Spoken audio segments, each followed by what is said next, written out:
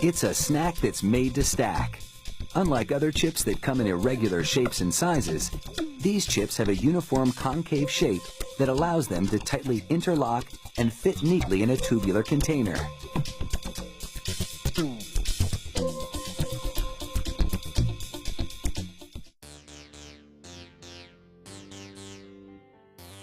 The process for making these tubes starts with big rolls of plain brown paper and foil back paper that help keep the chips fresh.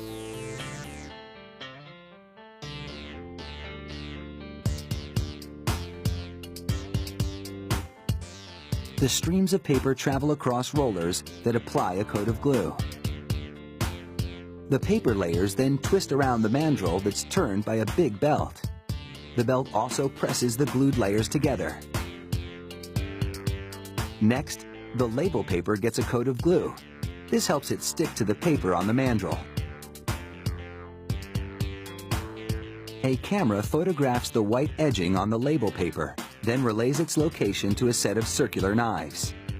They make a precise cut just below the white edging. Cued by the camera, the carriage then moves the knives into position for the next cut.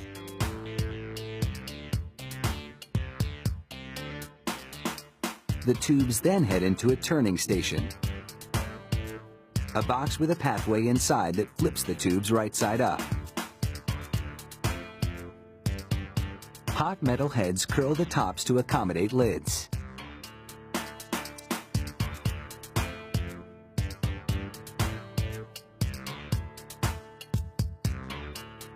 A roller pulls foil-backed paper into a cutter that punches out the lid shapes.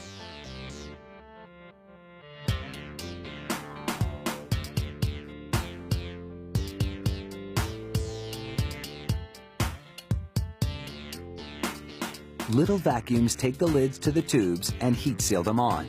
Plastic lids go over the paper ones. The lidded tubes are now turned upside down, ready to be stacked with chips. The chip recipe is 1/3 water to 2/3 potato flakes with a little cornstarch mixed in.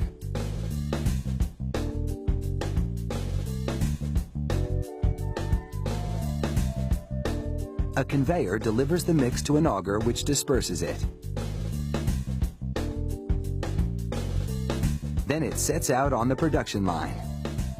Using 4 tons of pressure, the mix is rolled into one long potato sheet. A rotary cutter then punches out oval shapes.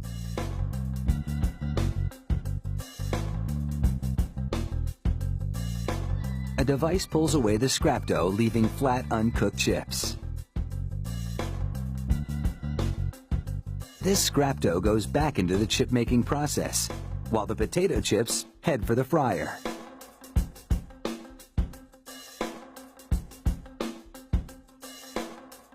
As they travel through the fryer, rolling molds give the chips their uniformly concave shape, making them more easily stackable.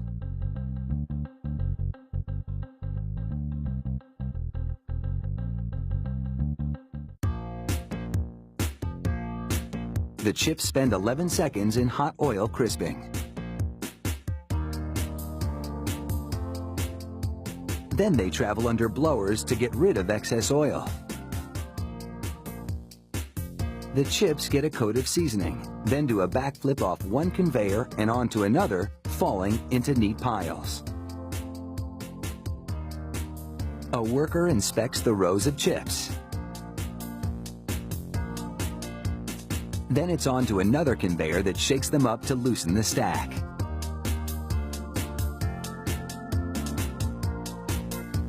They travel over scales to be portioned out for packaging.